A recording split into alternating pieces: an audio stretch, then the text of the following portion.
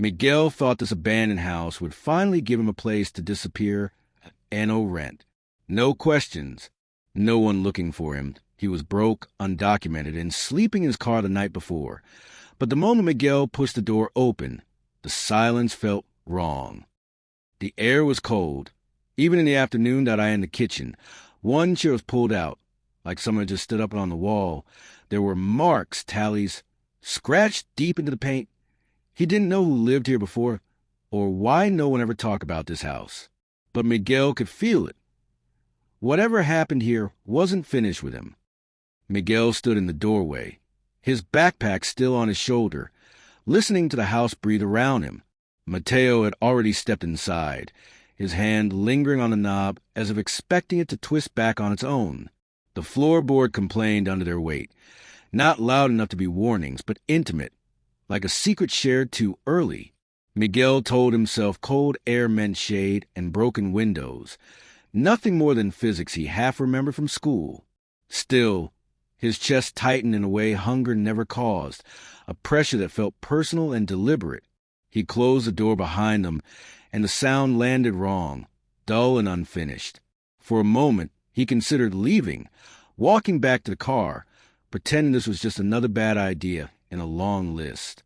Pride kept his feet planted, the same stubborn pride that had carried him across borders and bad nights. Mateo moved through the living room slowly, his eyes tracking the walls instead of the floor. He was younger than Miguel by 4 years, but the worry lines on his face made that difference disappear. They had learned long ago to read rooms before people, to sense when a place might demand something in return. The furniture was sparse, a couch with one leg shorter than the others and a table scarred by old burns. Dust lay thick but disturbed, as if someone had paced here recently and tried not to be seen. Miguel noticed the windows were nailed shut from the inside, that were darkened by age and effort. He wondered who had trapped themselves like that, then hated himself for wondering. Survival had taught him curiosity was dangerous, but the house kept inviting it. In the kitchen, the pulled-out chair made Mateo stop short and swear under his breath. Miguel followed his gaze and felt the same chill crawl up his spine, sharp and unearned. The table was clean in a way the rest of the house was not, its surface wiped down to bare wood. A single cup sat near the edge, empty, its rim chipped like a bitten nail. Miguel imagined a person standing there moments ago, listening to footsteps that never arrived. He told himself the image came from exhaustion, from too many nights without sleep. Mateo asked quietly if anyone knew they were here, and Miguel shook his head without confidence. Silence answered them, thick and waiting, and Miguel realized how loud his own breathing sounded. They found the tallies in the narrow hallway, leading to the bedrooms, carved deep and uneven. Miguel traced them with his eyes, counting without meaning to, losing track and starting again. Some lines were neat, others frantic, as if the hand that made them had changed over time. Mateo pressed his lips together, the way he did when he remembered things he never spoke about. Neither of them mentioned what the mark suggested, because saying it would give it weight. Miguel thought of detention walls back in school, of days measured by scratches and boredom. This felt different, heavy with intention and fear. The last cluster tallies ended abruptly, the wall beyond it left untouched. Miguel claimed the smaller bedroom without discussion, a habit from years of taking what was left. The mattress on the floor sagged in the middle, but it was dry and free of insects. He sat on it and felt the house settle, a low creak that seemed to respond to his weight. For the first time in weeks, he allowed himself to imagine sleeping without watching the door. The thought made him uneasy, like trusting a stranger too quickly. He remembered his mother's voice telling him safety was never free. Mateo lingered in the doorway, his expression unreadable, his hands shoved deep into his pockets. Miguel asked if he was okay, and Mateo nodded too fast. Night came earlier than Miguel expected, the light draining from the rooms as if pulled away. They ate cold food in the dark, sitting on the floor with their backs to opposite walls. Mateo talked about a job he might get, his words careful and thin. Miguel listened and nodded, but his attention kept drifting to the hallway. The tally seemed closer now, etched behind his eyes. He wondered how long someone could stay here before the house began to notice them. Outside, a car passed, and neither of them moved toward the window. When the sound faded, the quiet felt heavier than before. Miguel woke sometime after midnight, his mouth dry and his heart racing. For a few seconds, he didn't know where he was, only that something had pulled him from sleep. The house was still, yet charged like the moment before an argument turns violent. He sat up and listened, counting his breaths the way he had learned to do in shelters. A faint scuff came from the hallway, slow and deliberate. Miguel told himself it was Mateo, restless and unable to sleep. He waited for a cough or a whispered apology that never came. The sound stopped just outside his door. Miguel swung his feet onto the floor, every muscle tight and ready. He opened the door a crack and saw the hallway empty, the shadows deeper than before. The tallies were clearer in the low light, their grooves catching the moon. He felt a sudden urge to count them again, as if the number might save him. Halfway through, he realized there were more than earlier. The wall bore fresh lines, pale against the older marks. Miguel's stomach dropped as he touched one and felt loose paint crumble. He backed away, the house seeming to lean closer. He went to Mateo's room and found the bed untouched, the door wide open. Panic rose fast and familiar, flooding his chest and stealing his breath. Miguel whispered Mateo's name, hating the way it sounded small. No answer came, only the faint hum of the house settling around him. He checked the front door and found it still locked from the inside. The windows remained nailed shut, exactly as before. Miguel tried to reason through it, to find a version of events that made sense. Every version ended with him alone. Miguel returned to the hallway and stood before the tallies, his hands shaking. He noticed something he had missed. Words carved beneath the last cluster. The letters were shallow, almost apologetic, as if the writer had run out of strength. Miguel leaned in until his forehead nearly touched the wall. The message was in Spanish, written in a careful, familiar script. It read a name, followed by a date that was today. Below it, one final line said, "I stayed, so you wouldn't have to." Miguel felt the house close around him, waiting for his answer. Miguel read the message again, slower this time, as if the words might rearrange themselves into something less personal. The name carved into the wall was Mateo's, written with the same rounded M he used on borrowed forms. The date pressed against Miguel's chest, heavy and immediate, refusing any comfortable distance. He stepped back, shaking his head, telling the empty hallway this was wrong and badly timed. Mateo was careless but not cruel, impulsive but not theatrical in this way. Miguel told himself this had to be a coincidence crafted by fear and exhaustion. Even as he formed the thought, he knew it was a lie he needed more than he believed. The house remained silent, unimpressed by his denial. He searched the rest of the rooms with growing urgency, calling Mateo's name until his voice grew hoarse. Every corner offered the same answer, dust and stale air and nothing else. The bathroom mirror was cracked, its reflection splitting Miguel's face into uneven pieces he barely recognized. He remembered other disappearances, friends who drifted out of his life after raids or rumors, leaving behind no explanations. Those losses had taught him to keep moving, to accept absence as a kind of mercy. This felt different, deliberate and close, like a hand on the back pushing him forward. Miguel leaned against the sink, breathing through the panic, trying not to imagine Mateo alone somewhere in the house. The thought refused to let go. In the living room, he noticed details he had ignored before, signs of a life compressed into silence. A pair of worn shoes sat near the wall, their laces knotted together as if for storage.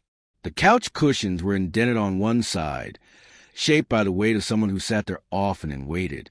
Miguel picked up a folded piece of paper from beneath the table, its edges soft with handling. It was a list written in Spanish, groceries and times, and reminders to call someone named Rosa. Mateo had mentioned an aunt with that name once, his voice careful and distant. Miguel felt the walls inch closer as memory began to align with fear. The list ended with a sentence written heavier than the rest, the pen pressing hard enough to tear the page. It said only that the house did not like witnesses. Miguel folded the paper and put it in his pocket, his hands moving automatically. He thought of all the times he had avoided looking too closely at things, believing survival required selective blindness.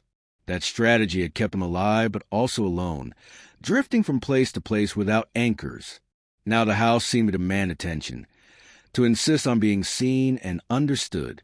Miguel felt anger cut through his fear, sharp and sudden.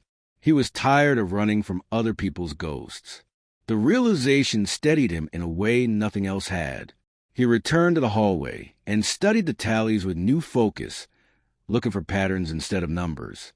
Some lines were grouped in sevens, others in uneven clusters that suggested interruption.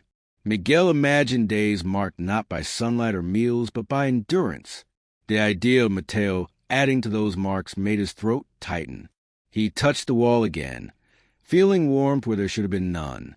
It occurred to him that the house might not trap people so much as invite them to stay. That thought unsettled him more than locked doors ever could. Miguel wondered how many had accepted that invitation before him. The front door rattled suddenly, a brief, violent sound that made Miguel spin around.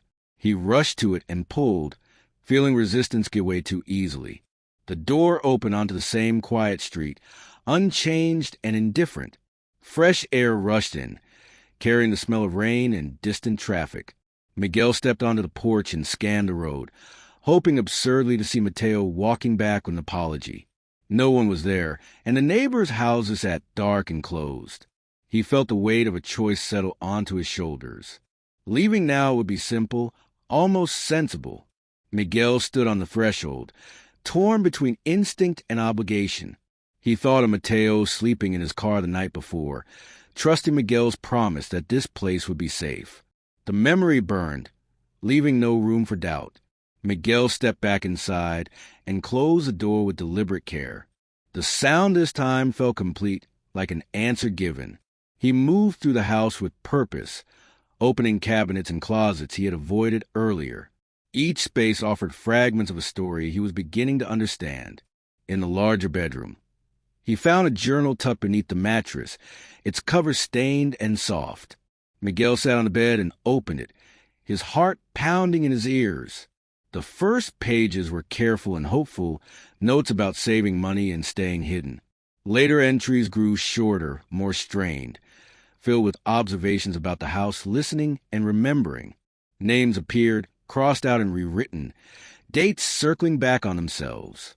Miguel read until his eyes burned, until the words began to blur. The final entry ended mid-sentence. The ink smeared as if the writer had been interrupted. Miguel closed the journal and held it against his chest, feeling the truth settle into place. Mateo had not vanished without reason or warning, and this house was not an accident they had stumbled into. It was a refuge that demanded payment in time and silence. Miguel realized that leaving would not end this, that walking away would only pass the burden on. He stood up slowly, the journal heavy in his hands, and looked around the room with new resolve. Whatever had claimed Mateo was still here, patient and waiting. Miguel knew then that he would not be allowed to disappear until he understood why. Miguel spent the rest of the night sitting at the kitchen table, the journal open in front of him, rereading passages until the words lost their edges. Dawn crept in through cracks around the boarded windows, a pale light that made the room feel smaller rather than safer. He noticed how the house reacted to movement, how the creaks followed him instead of preceding him. Hunger gnawed at him, but he ignored it, afraid that leaving the room even briefly would shift something he could not put back. Mateo's handwriting stared up at him, familiar and accusing without intent. Miguel whispered apologies he had never practiced saying out loud. The house absorbed them without response. As morning settled, Miguel forced himself to search the backyard, prying open a warped door that resisted as if offended. The yard was narrow and enclosed by a leaning fence, weeds pushing through cracked concrete. A clothesline hung unused, its rope frayed but recently adjusted, knots tight and purposeful. Miguel imagined someone standing there, measuring time by the length of shadows on the ground. He knelt and found shallow impressions near the fence, footprints that led nowhere obvious. The air felt heavier outside, pressing down on his shoulders. He realized the house did not end at its walls. It extended into the spaces people thought were empty. Back inside, Miguel cleaned without intention, wiping surfaces and gathering trash as if routine might anchor him. With every cleared space, something else seemed to surface, a sound or smell that hinted at lives layered over one another. He found a calendar behind the refrigerator, months crossed out with obsessive care. Certain dates were circled in red, the same dates repeated year after year. Miguel traced them, recognizing patterns of arrival and departure that had nothing to do with seasons.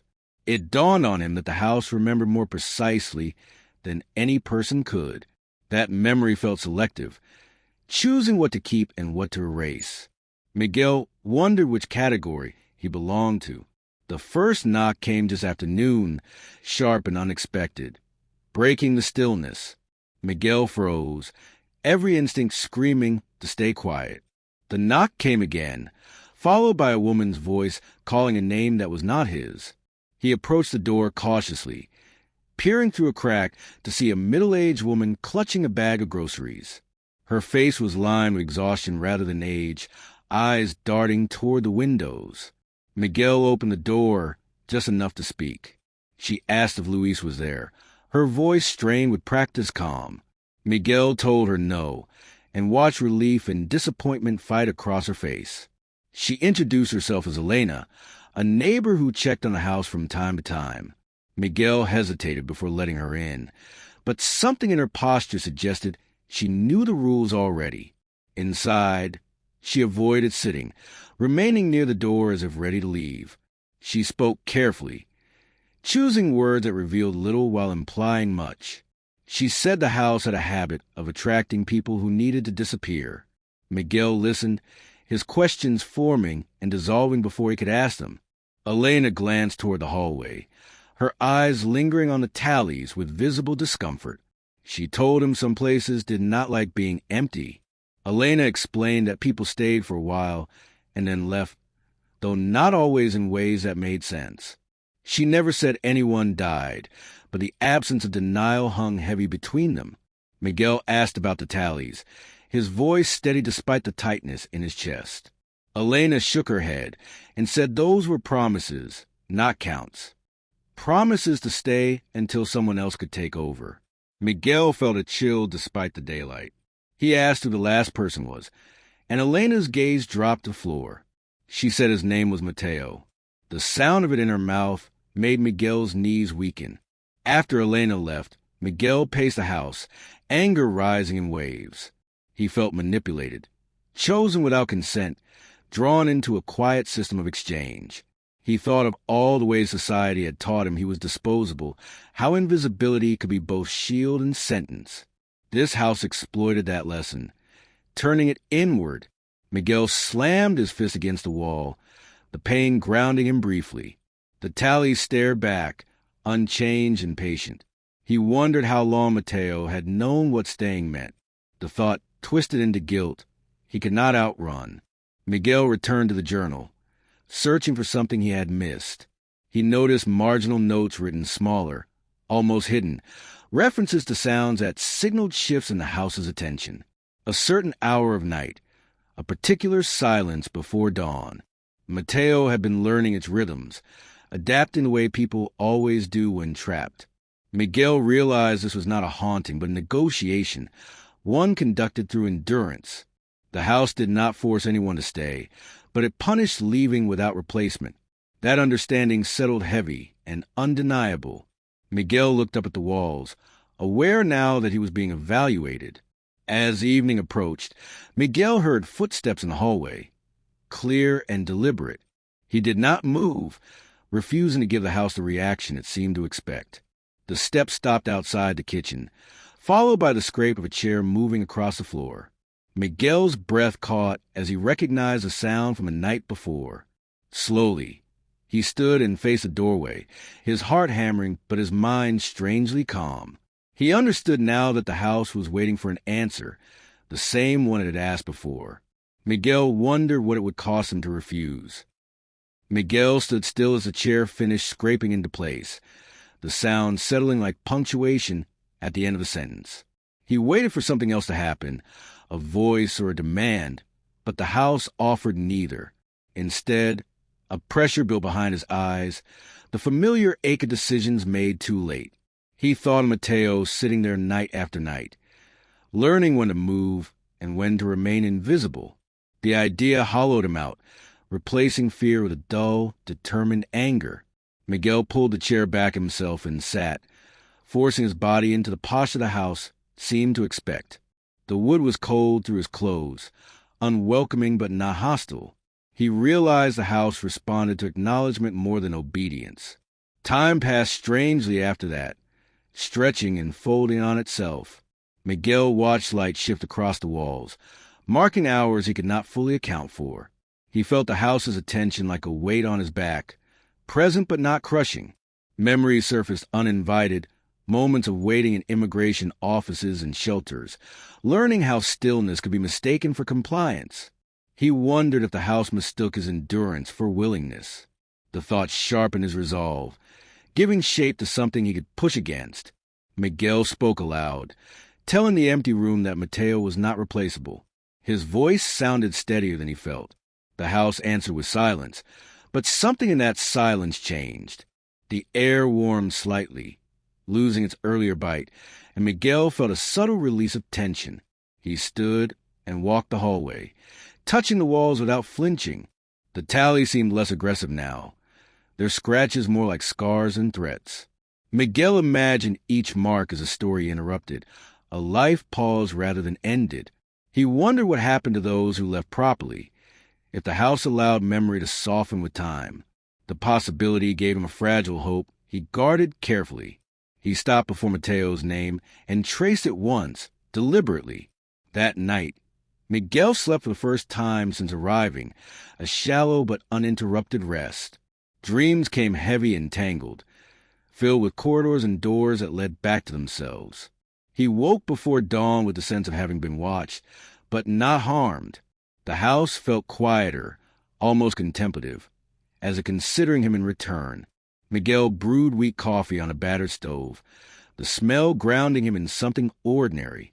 He ate slowly, aware that routines mattered here. Each small act felt like a negotiation, a statement of presence rather than surrender. He decided then that understanding the house meant learning its limits. In the afternoon, Miguel returned to the backyard and examined the fence more closely. One panel was newer than the others. It was lighter and less weathered. He pried it loose and found a narrow gap leading to an alley beyond. The discovery sent a jolt through him, proof that exits existed if one looked carefully enough. He wondered why Mateo had never used it, or if he had and been stopped by something unseen. Miguel stepped through the gap and felt the world widen slightly, sounds and smells rushing back in. The alley was unremarkable, trash-strewn and forgettable, which made it precious. He marked the spot in his mind without touching anything else. When Miguel returned inside, the house felt different, alert in a way that bordered on defensive. A low creak followed him down the hallway, persistent and questioning. He stopped and addressed the air, explaining that knowing an exit did not mean he would use it. The words felt strange but necessary, like speaking to an employer who never showed their face. The creaking subsided, replaced by a heavy stillness. Miguel exhaled, realizing he had been holding his breath. He understood now that the house responded to honesty, however limited. That realization shifted the balance between them. Days passed, measured by meals and light rather than clocks. Miguel learned the house's moods, the hours it preferred quiet and the moments it tolerated movement. He spoke Mateo's name often, refusing to let it fade into function. The tallies no longer multiplied, remaining fixed and watchful. Miguel sensed the house testing his patience, waiting for fatigue or despair to loosen his grip. Instead, he found strength in repetition, in choosing to stay awake to what was happening. He wrote in the journal, adding his own observations beside Mateo's. The act felt like building a bridge rather than filling a vacancy. One evening, Elena returned, her knock softer this time. Miguel let her in and watched relief flicker across her face when she saw him standing. She asked if he was staying, the question loaded with unspoken consequences. Miguel told her he was, but not in the way others had. He explained that Mateo mattered. That replacement was not the same as repair. Elena listened, her eyes wet but steady, and nodded as if she had been waiting to hear that from someone. She warned him that the house did not like change, even when it needed it. Miguel thanked her for the warning and closed the door gently behind her. That night, Miguel stood before the tallies and made a choice he'd been circling for days. He picked up a piece of charcoal from the fireplace and wrote beneath Mateo's name. The words were simple, stating that staying was not the same as belonging. He waited for a reaction, a sound or shift that would signal rejection. None came, only the steady presence he had grown accustomed to. Miguel felt a cautious optimism take root, fragile but real. For the first time, he believed the house might listen as much as it demanded. Miguel woke to the sound of rain tapping against the boarded windows, a steady rhythm that softened the house's usual tension. The air smelled cleaner, as if the walls themselves had exhaled overnight. He lay still, cataloging the subtle differences, the way the floor no longer creaked under its own weight. It occurred to him that the house reacted not just to actions, but to intention, an unsettling realization that made every thought feel louder. He sat up slowly, aware that impatience here could undo days of fragile balance. The journal lay beside him, open to the page where his handwriting now mingled with Mateo's. Seeing them together gave him a sense of continuity he had not expected. He spent the morning writing, recording details with care, not for the house, but for himself. Miguel wrote about the way the silence shifted before footsteps, about the warmth that followed acknowledgement. He wrote Mateo's name again and again, refusing to let it become shorthand for absence. The act grounded him, reminding him that stories could resist erasure if someone bothered to tell them fully. Outside, the rain slowed, leaving the world muted and distant. Miguel wondered how long he had been cut off from ordinary time. The house seemed content to let him wonder, offering no answers. By midday, hunger drove Miguel back to the kitchen, where he found something new waiting. A bag of rice sat on the counter, unopened and dry, its presence unmistakable. He stared at it, suspicion and gratitude warring in his chest. Elena had not returned, and the doors remained locked from the inside. Miguel cooked the rice anyway, accepting the offering without comment. Eating felt ceremonial, each bite a quiet acknowledgement of an uneasy truce. He realized the house provided just enough to keep people functioning, never enough to let them forget dependence. That understanding sharpened his awareness rather than dulling it. The afternoon brought memories Miguel had avoided, rising unbidden as he cleaned.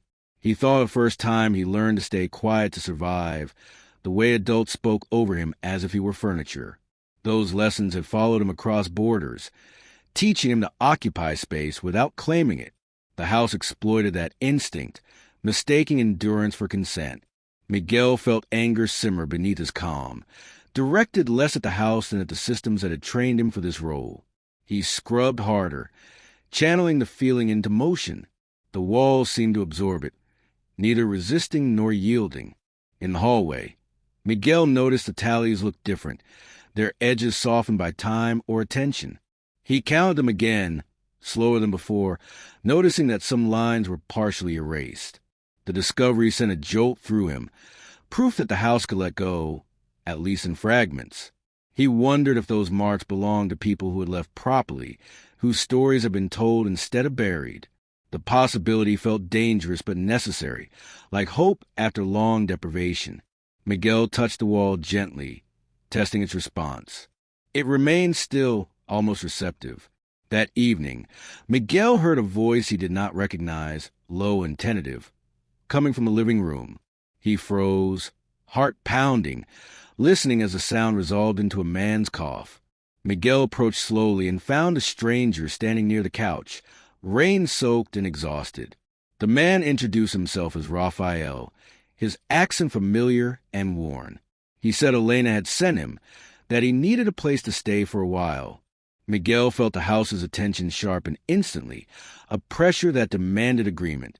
He saw in Raphael the same desperation he had once carried openly.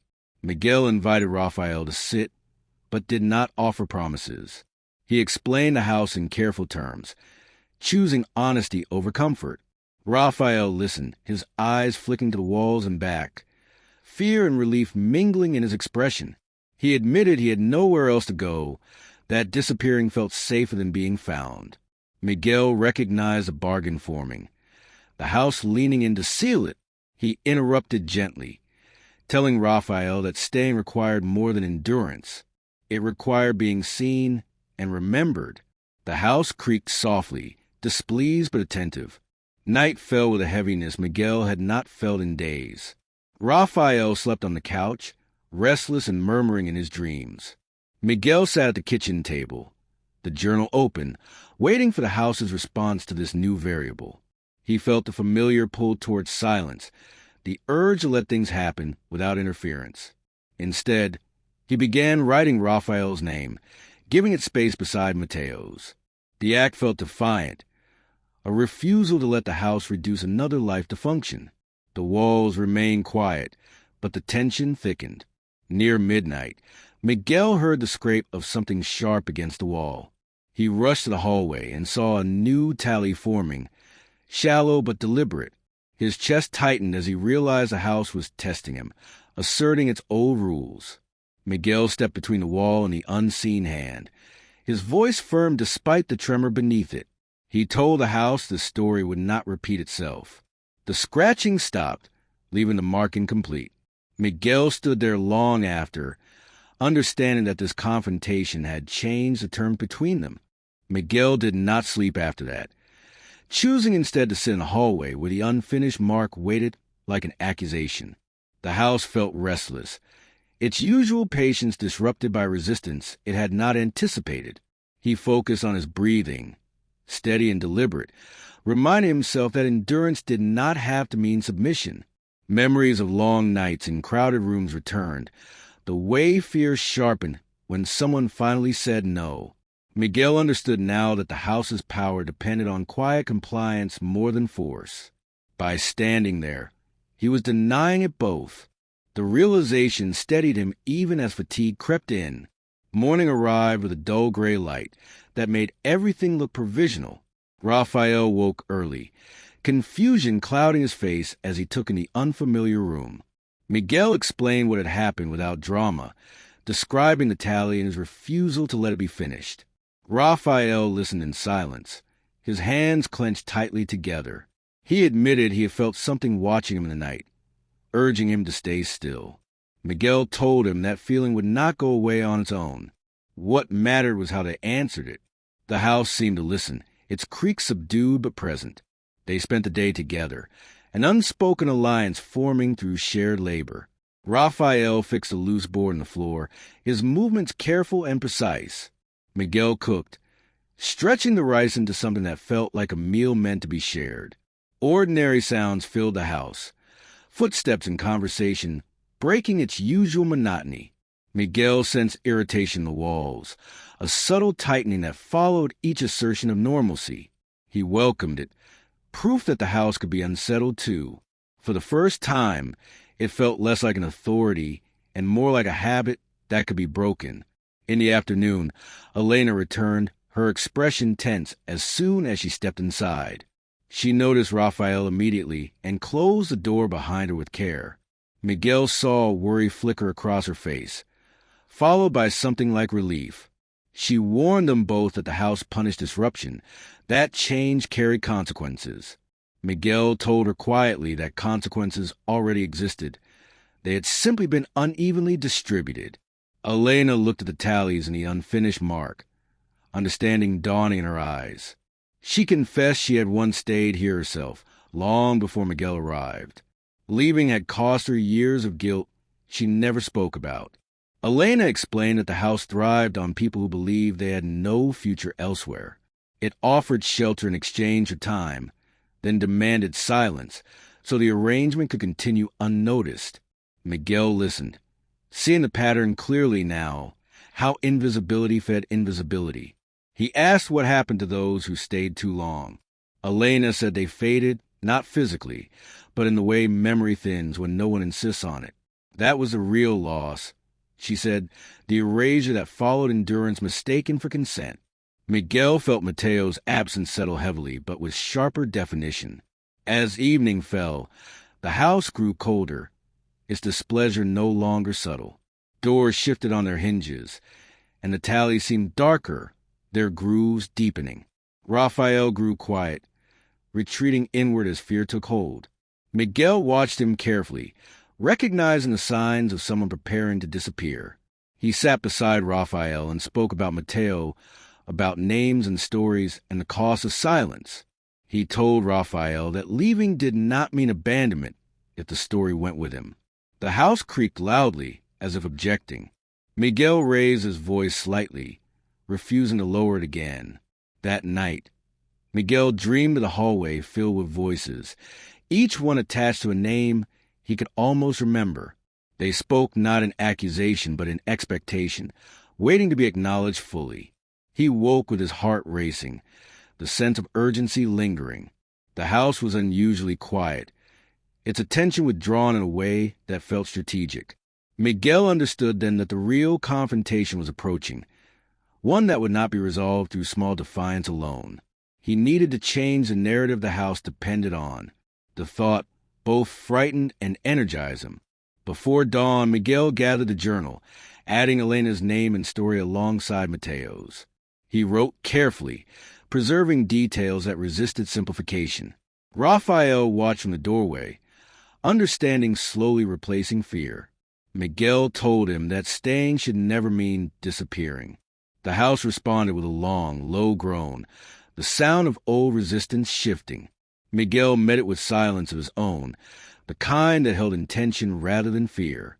He knew this balance could not last much longer. Something would have to give. As the sun rose, Miguel stood in the hallway once more, facing the tallies that had defined so many lives. He felt the weight of expectation pressed down, heavier than before, but no longer paralyzing. The unfinished mark seemed to pulse faintly, waiting to be completed or erased. Miguel realized the house was giving him a choice, the same one it had always offered, just framed differently now. He wondered whether breaking the cycle would cost him the shelter he still needed. The question settled deep, demanding an answer he was not yet ready to give. Miguel stood there until the light fully claimed the hallway, the tallies losing some of their menace under direct scrutiny. He reached out and pressed his palm flat against the wall, feeling the cool solidity beneath his skin. The house did not recoil or respond, but Miguel sensed attention gathering, focused and wary. He spoke slowly, choosing each word as if it mattered because he knew now that it did. He told the house he would not add another mark, unfinished or otherwise. The statement felt like stepping onto unstable ground, terrifying but necessary. Silence followed, deeper than any he had felt before. Raphael hovered nearby, unsure whether to intervene or retreat. Miguel caught his eye and gave a small nod, a reassurance he hoped he deserved. Together they moved through the house, opening curtains where boards allowed, letting light fall where it never lingered. Dust swirled, disturbed by the intrusion, and Miguel imagined the walls cataloging every change. He felt exposed, as if light itself was a provocation. Yet nothing broke, nothing lashed out, and that absence felt significant. The house endured the illumination, even if it disliked it. Miguel sensed they were testing each other's limits openly now. By midday, the air had grown warmer, heavy with anticipation rather than cold. Miguel returned to the journal and began reading aloud, his voice steady despite the tremor beneath it. He read Mateo's entries first, honoring the careful hope and eventual strain in each line. Raphael listened from the doorway, drawn in despite himself. Miguel continued with Elena's story, her guilt and survival woven together without judgment. As he read, the house groaned softly, a sound like old wood bending rather than breaking. Miguel did not stop, understanding that interruption was part of its old power.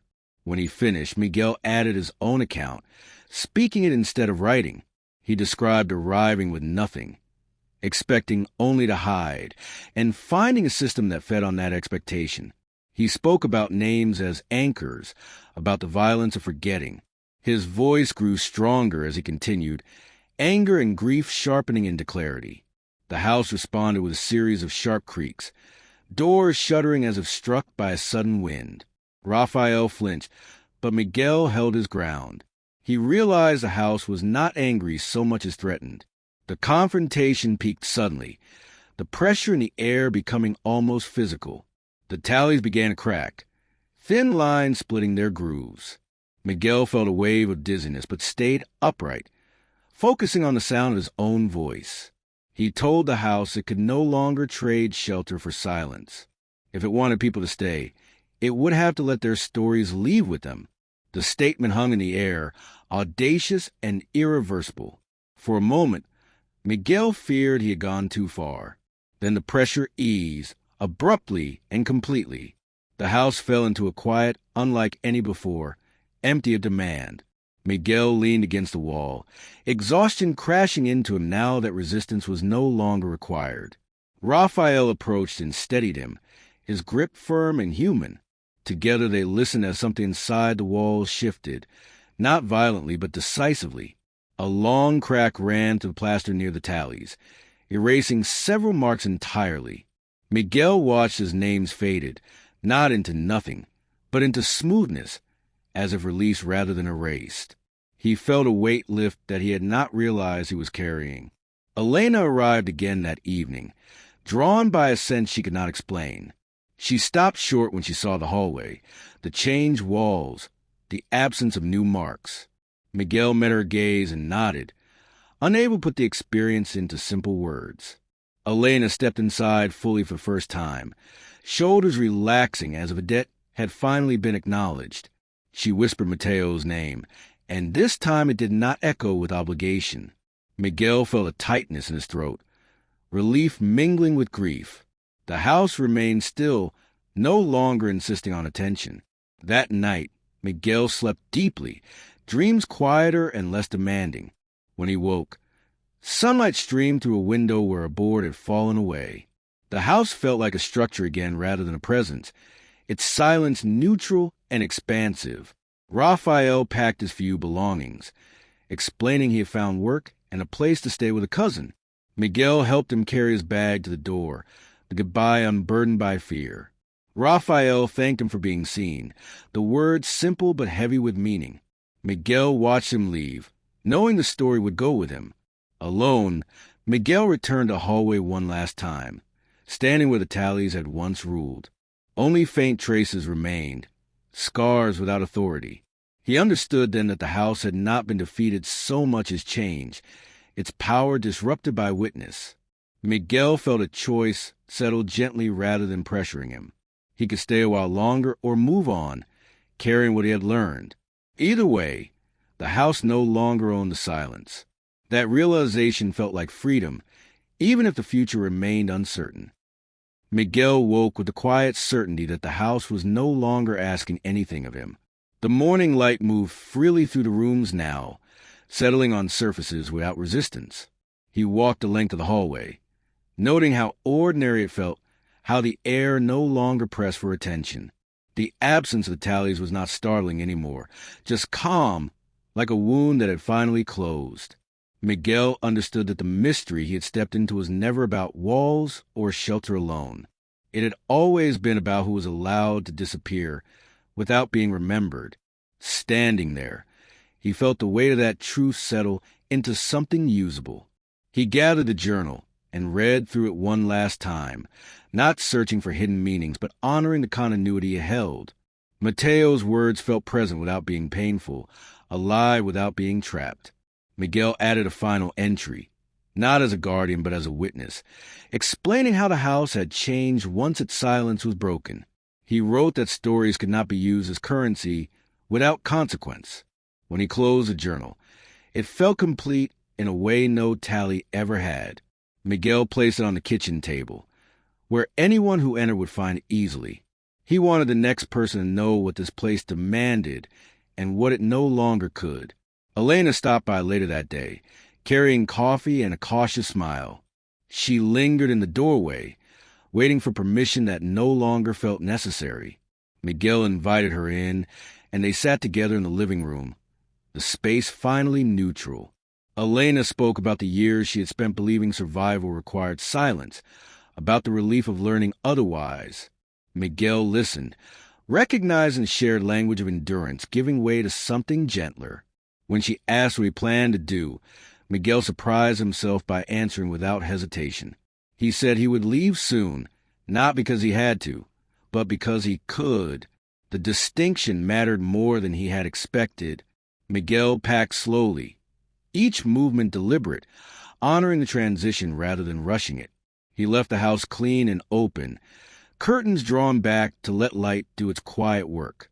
At the door, he paused, not out of fear, but gratitude for what had been clarified here. The house did not respond, and that was the point. Miguel stepped outside and breathed deeply, the street unchanged yet newly accessible. He felt Mateo with him then, not as absence or obligation, but as continuity. The story had survived because someone had chosen to tell it. As Miguel walked away, the house settled into itself, no longer a mechanism of exchange, but a place marked by witness. It would still attract those who needed shelter, but it would not be able to keep them through erasure. Miguel carried the knowledge forward, understanding that telling the story did not end it, but freed it. Some places lose their power when named fully. Some lives regain theirs when remembered without condition. Miguel disappeared into the city not as someone erased, but as someone who had decided what silence was worth keeping. If this story stayed with you, subscribe to the channel for more slow burn narratives about memory, survival, and the cost of being unseen.